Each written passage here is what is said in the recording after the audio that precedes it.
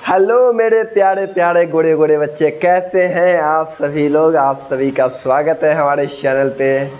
आज हम सभी लोग पढ़ेंगे चतुर्भुज के बारे में। I mean quadrilateral, in English quadrilateral है ना, इंग्लिश में इसे क्वाड्रिलेटरल बोलते हैं, चतुर्भुज के बारे में। मेरे प्यारे प्यारे बच्चे, अगर कहीं मेंसुरेशन की बात कही गई तो मेंसुरेशन से उठा लेता है चतुर्भुज के सवाल। चतुर्भुज अपने आप में एक अलग टॉपिक रखा जाता है ना। इसमें आपको एक चतुर्भुज नहीं पढ़ना है, जितने भी चतुर्भुज पढ़ेंगे सबका अलग अलग प्रॉपर्टीज पढ़ना है। जैसे आयत भी एक प्रकार का चतुर्भुज है, वर्ग भी एक प्रकार का चतुर्भुज है। बात समझ में आया। एक समलंब चतुर्भुज होता है, एक समानांतर चतुर्भुज होता है, एक सम चतुर्भुज होता है, एक विषम चतुर्भुज होता है। मतलब आपको बहुत प्रकार के चतुर्भुज से आपको मुलाकात होगी। अब हम ये बात कर लेते हैं मेरे प्यारे बच्चे कि चतुर्भुज होता क्या है। तो आप कोई भी चार रेखाओं या चार भुजाओं से घिरी हुई आकृति को चतुर्भुज कह सकते हैं। मतलब चतुर्भुज क्या होता है बच्चा, चार भुजाओं से घिरी हुई आकृति को ही क्या बोलते हैं, चतुर्भुज कहते हैं। बात समझ में। या चारों भुजा अलग अलग हो, या चारों भुजा सेम हो, या समानांतर हो, या समानांतर नहीं हो, किसी भी प्रकार से अगर वह चारों भुजा घिरा हुआ है तो वो चतुर्भुज है। लेकिन अब ये डिसाइड करेंगे, अगर चारों भुजा समान है तो उसे क्या बोलेंगे, यदि दो भुजा समान है तो उसे क्या बोलेंगे, यदि दो भुजा समानांतर है तो उसे क्या बोलेंगे। तो इसी को हम लोग बोलेंगे चतुर्भुज। ठीक है, तो सभी लोग हेडिंग बना के लिख लीजिए चतुर्भुज। देखो, इसको हिंदी में बोलते हैं चतुर्भुज। सभी लोग बहुत अच्छे से कॉपी में लिखिएगा चतुर्भुज के बारे में, जिसको हम लोग बोलते हैं क्वाड्रिलेटरल।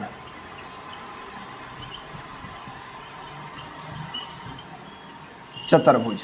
मेरे प्यारे बच्चे ध्यान देना सभी लोग कि इस चतुर्भुज की अगर हम बात करें तो चतुर्भुज में हमको चार प्रकार का चतुर्भुज पढ़ना है। बात समझ में आया। पहला पढ़ना है हम लोगों को सम चतुर्भुज। सम चतुर्भुज, हम पूरे एक एक शब्द को लिख रहे हैं। सम चतुर्भुज आप लोग कॉपी में लिखिएगा, जिसको हम लोग बोलते हैं रोम्बस। रोम्बस, ठीक है। दूसरा पढ़ेंगे हम लोग समानांतर चतुर्भुज। समानांतर चतुर्भुज, जिसको हम लोग इंग्लिश में बोलते हैं पैरेललोग्राम।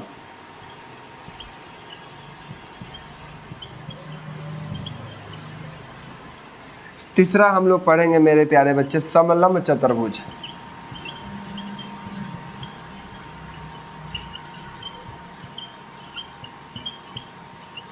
जिसको हम लोग बोलते हैं, बता दो, ट्रेपीजियम। क्या बोलते हैं,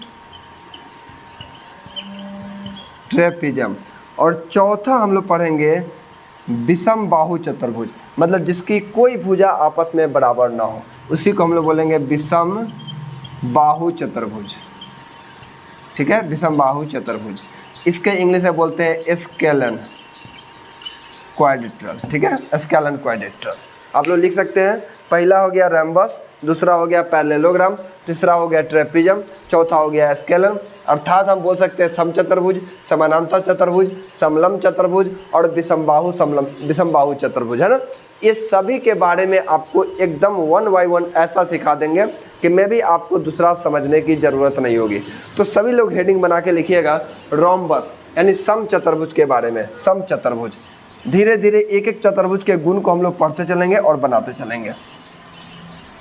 सभी लोग कॉपी में लिख लिए हैं चतुर्भुज के बारे में। अब हेडिंग बना के लिखिएगा, ये सभी एग्जाम के लिए मोस्ट इंपॉर्टेंट है, सभी एग्जाम के लिए। बात समझ आया सर, लिखिएगा रोम्बस। रोम्बस जिसको बोलते हैं सम चतुर्भुज। क्या बोलते हैं हम लोग, सम चतुर्भुज रोम्बस। क्लियर हो गया बालक। देखो मेरे प्यारे बच्चे, सम चतुर्भुज की बात कही गई है तो इससे ये क्लियर हो गया कि सम का मतलब बराबर, चतुर्भुज तो चार भुजा, और इसमें ये भी कहा गया है सम चतुर्भुज मतलब इसकी जितनी भी भुजाएं होगी आपस में सम चतुर्भुज होगी, मतलब आपस में बराबर होगी। कहने का मतलब है बालक कि इसमें जो भी भुजा है ये सभी कैसा है, बराबर है, इसलिए हम लोग इसको बोलेंगे सम चतुर्भुज। अब तुम कहोगे कि सर ये तो मुझे वर्ग नज़र आ रहा है, कहोगे बिल्कुल सर ये तो बिल्कुल वर्ग ही नज़र आ रहा है, ये तो बिल्कुल है आपके पास क्या नज़र आ रहा है, तो वर्ग नज़र आ रहा है। समझ में आया, ये क्या नज़र आ रहा है, वर्ग, क्योंकि वर्ग की सभी भुजा क्या होती है, बराबर होती है। और आप ये भी कहोगे कि सर यदि यह वर्ग है तो वर्ग की सभी भुजाएं एक दूसरे को 90 डिग्री पर कट करती है, कहोगे बहुत अच्छी बात है सर, ठीक है।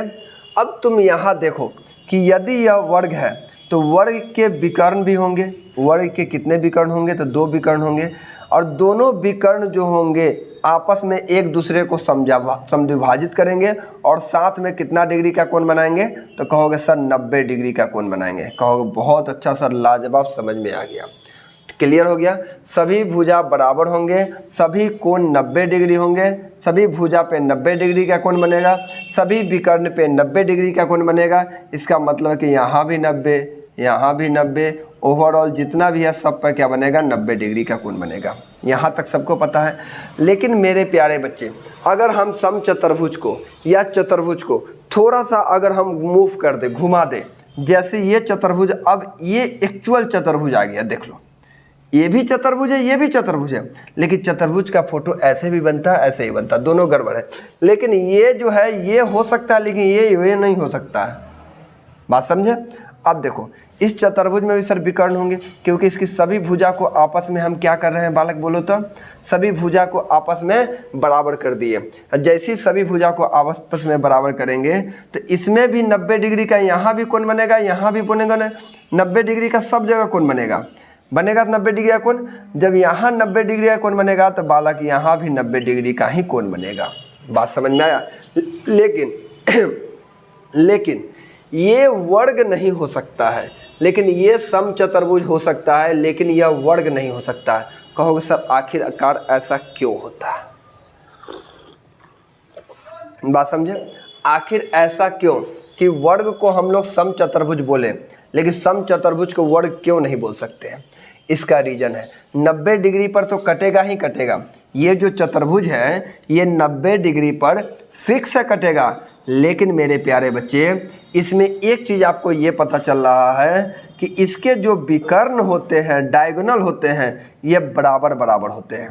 कहने का मतलब है कि जितना यहाँ से यहाँ होगा उतना ही यहाँ से यहाँ होगा, ये वर्ग में होता है।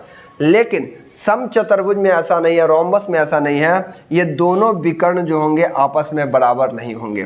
नामकरण कर दीजिए ABCDO। क्या यहाँ पे AC जो है AC ये BD के बराबर होगा, कहोगे सर बिल्कुल नहीं है, बिल्कुल नहीं हो सकता है। लेकिन अगर यहीं पे कह दे क्या यहाँ पे सर AC जो है BD के बराबर है, तो बिल्कुल है। तो यही मेन रीज़न है, यही मेन रीज़न है कि हमारा वर्ग जो है ये चतुर्भुज है, समचतुर्भुज है, लेकिन समचतुर्भुज यह वर्ग नहीं है। समझ में आया। अब हम बात कर लेते हैं बालक समचतुर्भुज का क्षेत्रफल। समचतुर्भुज का क्षेत्रफल क्या होता है, समचतुर्भुज का क्षेत्रफल क्या होता है। तो समचतुर्भुज का क्षेत्रफल होता है 1/2 गुने D1 × D2। बात समझ में आया।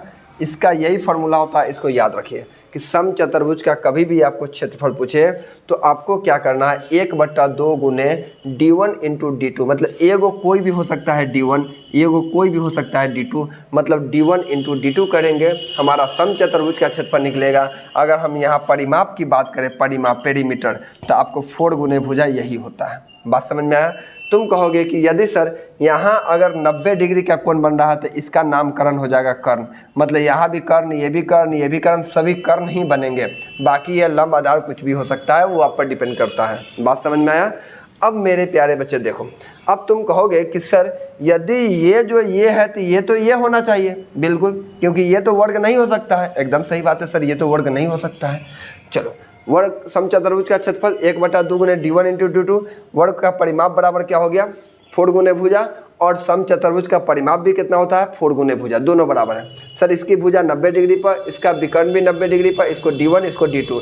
कहने का मतलब क्या है, लेकिन एक चीज़ इसमें क्या है समचतुर्भुज में बालक, एक चीज़ ध्यान दो, समचतुर्भुज में ये है कि यदि ये तो डायगोनल बराबर नहीं होगा, डायगोनल कैसे बराबर हो जाएगा? अगर हम इसको ऐसे देखो बालक, अगर यदि यही है, इसको जितना लंबड़ाएंगे उतना ये छोटा नहीं हो जाएगा, उतना ही छोटा हो जाएगा।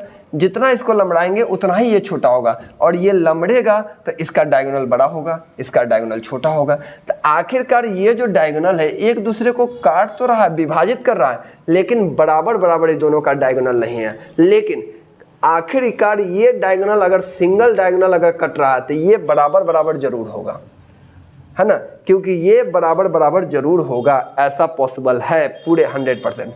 अगर मान के चलो कि यहाँ से यहाँ तक पूरा 16 है तो इसको तुम 8 बोलोगे, इसको भी 8 बोलोगे। अगर ये 32 है तो इसको सर 16 बोलोगे, इसको भी 16 बोलोगे। ऐसा पॉसिबल है, ऐसा होता है।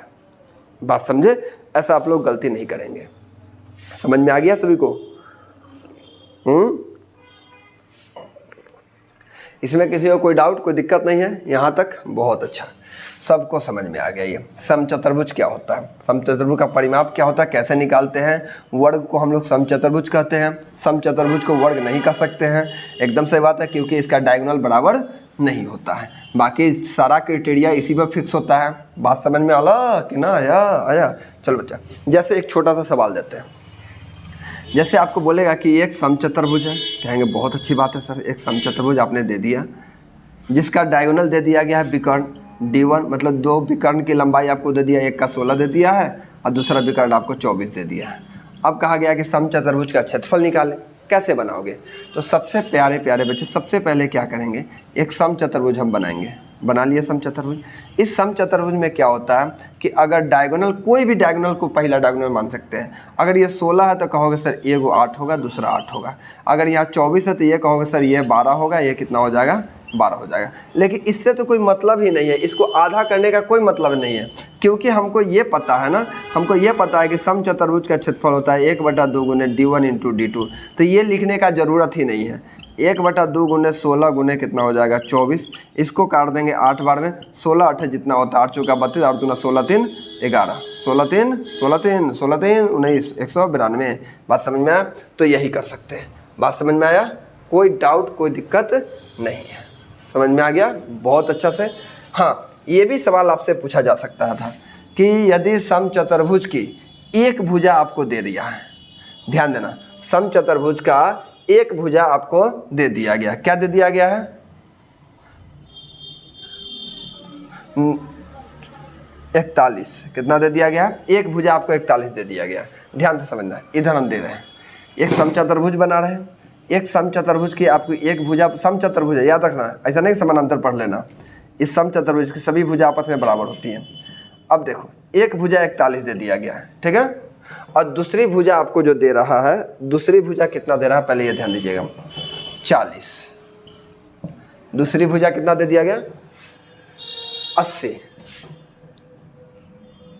दूसरी भुजा कितना दे दिया गया? 80। तो आपसे ये पूछा गया है, समचतुर्भुज का क्षेत्रफल बतावे क्या होगा। बताइए, समचतुर्भुज का क्षेत्रफल क्या होगा? तो प्यारे बालक देखो, सबसे पहले कहोगे सर ये तो 90 डिग्री पे, बिल्कुल एकदम 90 डिग्री पे है। सर 90 डिग्री के सामने वाला तो कर्ण होता है। क्या ऐसा कोई ट्रिपलेट है, जिसमें 41 आता है? कहो सर बिल्कुल आता है, 9 40 41, 9 40 41, जिसमें से एक भुजा हमें 80 दे दिया गया है। इसका मतलब कि सर ये तो 40 होगा, ये भी कितना होगा? 40 होगा। तो यहाँ 40 तो एगो बैठ गया, तो एगो सर 9 होगा, 40 होगा, एक तरह, मतलब अगर ये 40 है, ये 41 है, तो ये फिक्स है कि 9 ही होगा, इसके अलावा कुछ भी नहीं होगा। कहोगे सर अब समझ में आ गया। और यदि ये 9 है तो यहाँ भी 9 होगा। 9 9 कितना हो गया? 18। इधर 18, इधर 80। अगर हम इसका क्षेत्रफल निकालें तो 1/2 गुने पूरा, यहाँ 9 9 18 हो जाएगा, और यहाँ पे अगर हम देखें पूरा तो 80 हो गया। अब इसको काटोगे सर 9 बार में, यानी 720। समझ में आ गया? 720 सेंटीमीटर स्क्वायर ये सवाल का आंसर होगा। ये होता है समचतुर्भुज का सवाल।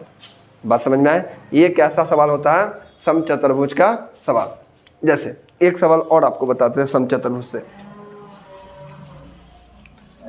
इसके बाद समानांतर चतुर्भुज पढ़ेंगे, समलंब चतुर्भुज पढ़ेंगे, सब धीरे धीरे आपको पढ़ेंगे, सब बताएंगे आपको, एक एक करके बताते हैं।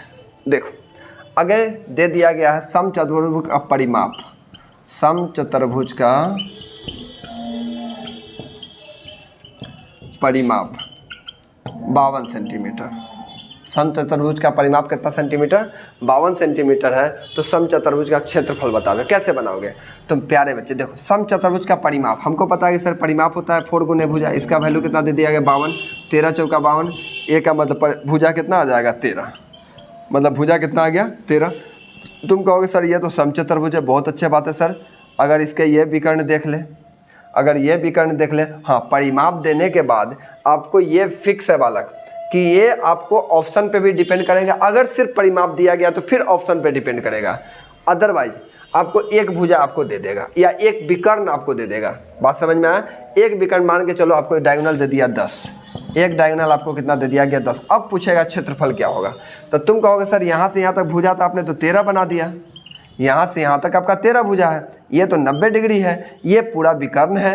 बिल्कुल, ये पूरा विकर्ण है, यहाँ से यहाँ तक विकर्ण है। सर एक विकर्ण अगर यहाँ से यहाँ 10 है तो यहाँ 5 होगा। आप ट्रिपलेट जानते हैं सर, 5 12 13 होता है, यानी 90 डिग्री तो 5 12 13। अगर ये 12 है तो ये भी 12 होगा, अगर ये 5 है तो ये भी 5 होगा। सर एरिया होता है 1/2 गुने D1 इंटू D2 होता है। सर 1/2 तो लिखेंगे D1 5 5 10 हो जाएगा और D2 12 हो जाएगा, 12 12 24 हो जाएगा कंप्लीट। 12 12 24, इससे इसको काटेंगे 12 बार में, यानी 120। ये सवाल का आंसर है। तो ऐसे रोम्बस के सवाल आपको मिलेंगे। आपको रोम्बस बहुत बढ़िया से पढ़ लेना है, समचतुर्भुज। इसके बाद हम लोग पढ़ते हैं पैरेललोग्राम, इसके बाद पढ़ते हैं हम लोग ट्रेपीजियम। ठीक है, तो अगला हेडिंग बना के लिखिएगा आप लोग नेक्स्ट टॉपिक में, समानांतर चतुर्भुज। ये तो समचतुर्भुज हो गया। अब पढ़िएगा समानांतर चतुर्भुज। क्या होता है समानांतर चतुर्भुज? देखो,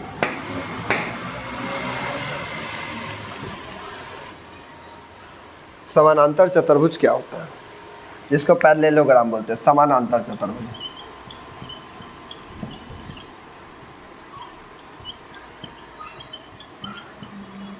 समानांतर चतुर्भुज क्या होता है? तो समानांतर चतुर्भुज क्या होता है, इस बात को ध्यान से समझना।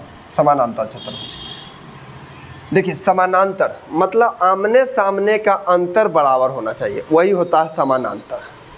बात समझ में आया?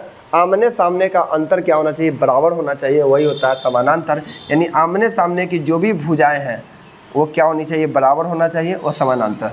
तो तुम तो ये कहोगे कि सर ये तो हमारे पास, अगर ये हमारे पास क्या है? आयत है, तो आयत भी एक प्रकार का चतुर्भुज है, एकदम 4 भुजा से घिरा हुआ है। सर जब ये 4 भुजा से घिरा हुआ है तो क्या आमने सामने की भुजा बराबर नहीं है?